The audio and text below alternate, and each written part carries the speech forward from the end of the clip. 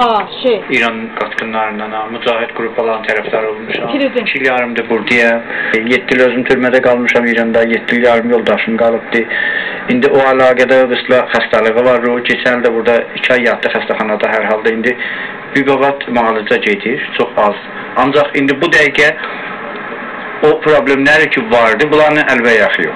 Təqribən 9 ilə yaxındır ki, Azərbaycanda yaşayıram. Xalq Mücahid Partiyasının tərəfdarıyam. Və beləcə ki, qardaşımız söylədi, problemlər aynıdır. Yəni, ilk dəfə ki gəldim bura, gördüm vəziyyət, maddi durumu çox ağırdı.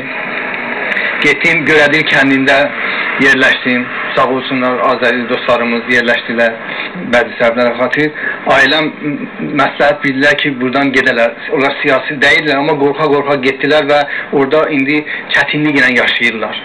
Qaçqınların sözlərinə görə İran ən elementar insan haqlarının pozulduğu ölkədir və orada yaşamaq qeyri-mümkündür. İranlı mühacirlər BMT-nin qaçqınların işi üzrə Ali Komissarlığını onlara biganə yanaşmaqda ittiham edirlər. Onlar bu qurumdan Avropa ölkələrinə göndərilmələrini tələb edirlər.